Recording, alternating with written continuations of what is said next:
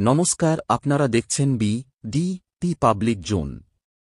আজকের বিশেষ খবর হল ইরান ও ইসরায়েলের মধ্যকার উত্তেজনাকর পরিস্থিতির কারণে পশ্চিম এশিয়ায় অবস্থানরত ভারতীয় নাগরিকদের নিরাপত্তা নিয়ে উদ্বেগ তৈরি হয়েছে।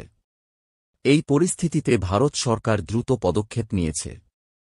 ইরান থেকে ১১০ জন ভারতীয় নাগরিক, যাদের মধ্যে ৯০ জন কাশ্মীরের শিক্ষার্থী, তারা আজ একটি বিশেষ বিমানে করে দিল্লি ফিরে এসেছেন। ভারতীয় দূতাবাসের পক্ষ থেকে জানানো হয়েছে যে ইরানের ইস্পাহান শহরের একটি বিশ্ববিদ্যালয়ে পড়াশোনা করা অধিকাংশ শিক্ষার্থীরই বাড়ি জম্মু ও কাশ্মীর অঞ্চলে। যুদ্ধ পরিস্থিতির শঙ্কায় তাদের দেশে ফেরার সিদ্ধান্ত নেওয়া হয়েছে। ভারতের পররাষ্ট্র মন্ত্রণালয়ের সহযোগিতায় ও দূতাবাসের সমন্বয়ে একটি বিশেষ বিমানের ব্যবস্থা করা হয়েছে।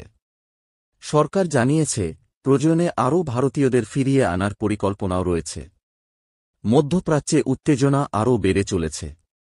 সম্প্রতি ইসরায়েলের বিয়ারশেভা শহরের অন্যতম বৃহৎ হাসপাতাল সোরোকা মেডিকেল সেন্টারে একটি মিসাইল হামলা হয়েছে, যেখানে ব্যাপক ধ্বংসযজ্ঞের সৃষ্টি হয়েছে।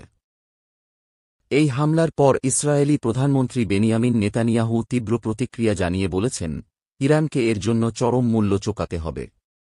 রাতে হঠাৎই দক্ষিণ ইসরায়েলের সোরোকা হাসপাতালের কাছে একটি শক্তিশালী বিস্ফোরণের শব্দ শোনা যায়।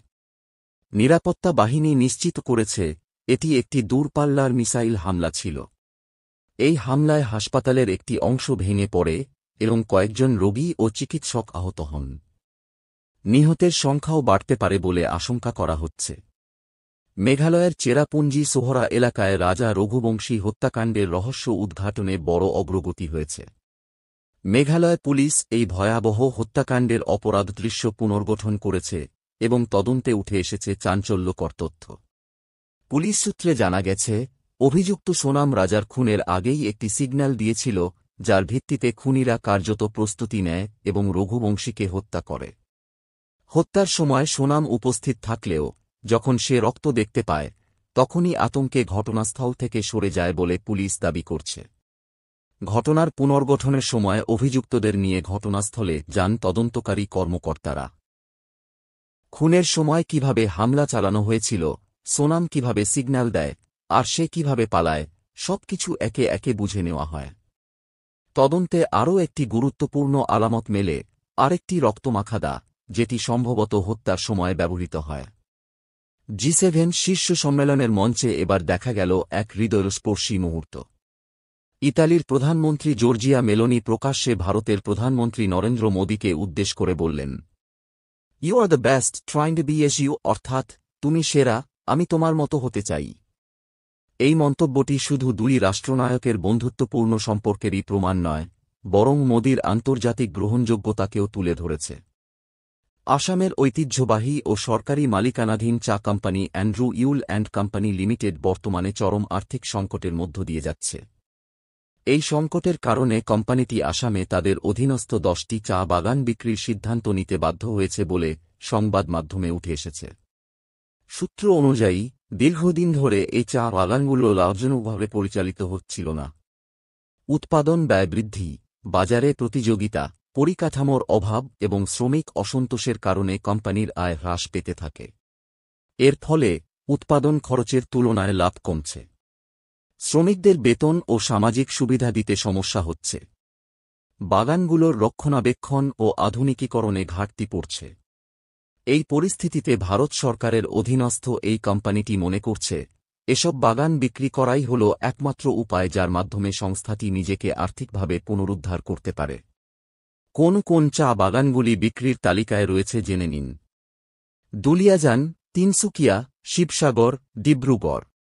শিলচর অসমের একটি গুরুত্বপূর্ণ শহর, বর্তমানে যানজট এবং অতিরিক্ত গাড়ির চাপে নাকাল।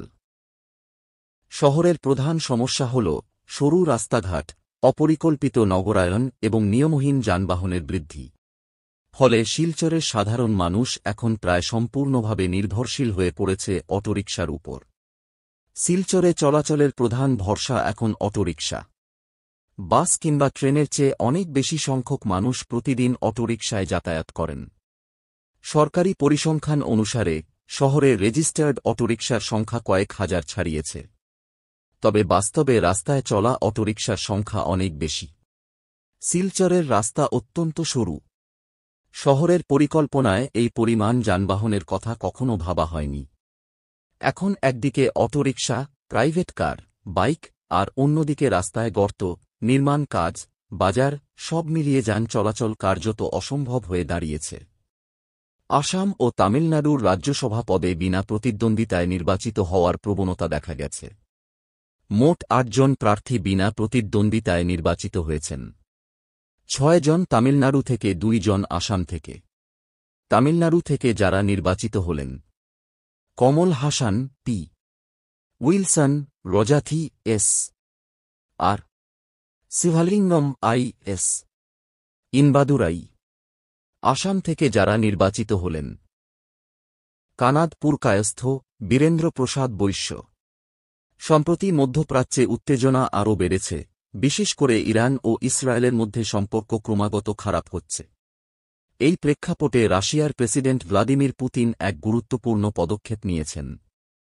তিনি উভয় দেশ, ইরান ও ইসরায়েল, এর মধ্যে সরাসরি শান্তি আলোচনা শুরু করার আহ্বান জানিয়েছেন।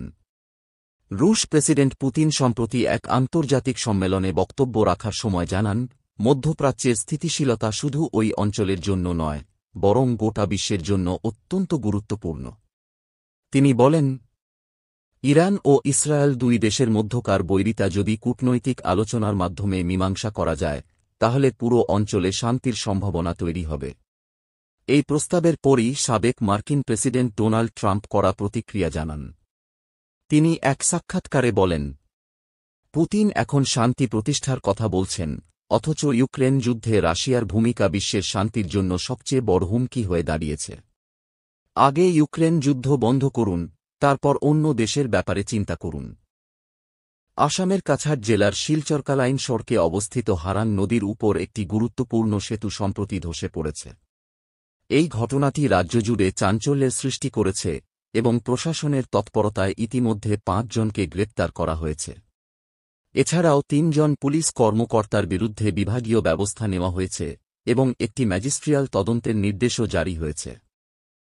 আসাম সরকার সম্প্রতি একটি গুরুত্বপূর্ণ সিদ্ধান্ত গ্রহণ করেছেন, যার ফলে এখন থেকে রাজ্যের কোনো বেসরকারি হাসপাতাল আর অনাদায়ী চিকিৎসা বিলের কারণে রোগীর মৃতদেহ আটকে রাখতে পারবে না। এই সিদ্ধান্তটি রাজ্যের স্বাস্থ্য বিভাগ ২০২৫ সালের জুন মাসে জারি করেছে, যা মানবিকতার দৃষ্টিকোণ থেকে অত্যন্ত গুরুত্বপূর্ণ এক পদক্ষেপ হিসেবে বিবেচিত হচ্ছে। ট্রাম্প বলেন, ভারত ও পাকিস্তানের মধ্যে একটা বড় যুদ্ধ শুরু হতে যাচ্ছিল। কিন্তু আমি মোদির সঙ্গে কথা বলেছিলাম, পাকিস্তানের সঙ্গেও কথা বলেছিলাম, এবং আমি এই দ্বন্দ্ব থামাতে পেরেছিলাম। তিনি আরও বলেন, আমি ভারতের সঙ্গেও চমৎকার সম্পর্ক তৈরি করেছিলাম, পাকিস্তানের সঙ্গেও। আমি বলেছিলাম, যুদ্ধ বন্ধ করো, এবং তারা থেমেছিল। এটা সহজ ছিল না, কিন্তু আমি করেছিলাম। ডোনাল্ড ট্রাম্প নরেন্দ্র মোদির প্রশংসা করে বলেন, উনি একজন দুর্দান্ত মানুষ, আমি তাকে ভালোবাসি। উনি একজন অত্যন্ত ভালো ব্যক্তি এবং ভারতের জন্য তিনি অসাধারণ কাজ করছেন। খবর শেষ হল। পরবর্তী খবর আগামীকাল সকাল ৯টায়।